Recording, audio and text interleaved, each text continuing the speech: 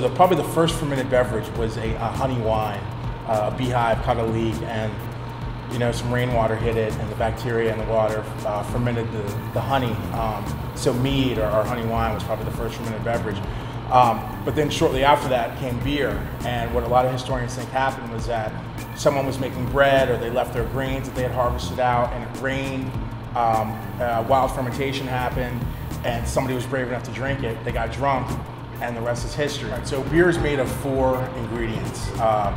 The biggest percentage of 95% of beer is water, followed by malted barley or other malted cereal grains, hops, which give beer bitterness, flavor, and aroma, and then finally yeast. The difference between an ale and a lager, there are 2 different kinds of yeast strains. That's the biggest difference. Ale yeast works at the top of the beer. It's called top fermenting yeast.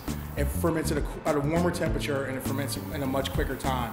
Lager yeast ferments at the bottom of the beer, ferments at a cooler temperature, and it takes a little bit longer time. Lager means to store, so after the beer's done fermenting, you need to sit on it for a little while before it's ready to go. So if you've ever had a beer out of a clear bottle or a green glass, it's got that import taste to it, most likely it's been skunked.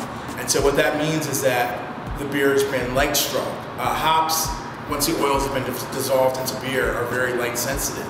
And so once light hits it, it gets that kind of skunky taste. Now, I know there's a lot of things that people like to have that kind of skunky aroma to, but beer is not one of them. And so you want to try it. That's why we use brown growlers, or a lot of breweries use brown glass to try and protect their beers from being light struck or from being skunked. It's not a good taste, and a lot of beer advertisers try and sell you that that's how good quality import tastes.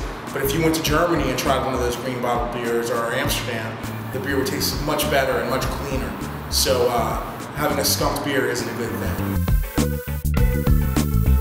In Baltimore, we've got a great beer bar scene here. If you look at, I think the place that's been instrumental in our success, Max's Tap House, they've supported us from day one. That's where we did our launch party at. There's no better beer bar in the country, if you ask me, than Max's. The Brewer's Art, Volker, that owns the Brewer's Art, has been so supportive and so helpful to us in terms of the day we got our equipment delivered. He brought us beer over. He's helped us out. I mean, there hasn't been a more helpful guy to us in terms of when we have a question, Volker's always there for us. And the Brewer's Art is just a great, great place. We have Love and Regret over in Canton that Brian Stillwater just opened up, and that's his curated gallery of beers that he's brewed and beers that he's into and food that he's into. It's a really, really great place. We just did a collaboration with him, Hard Times, that's actually on tap over there. Hope you enjoyed Beer 101.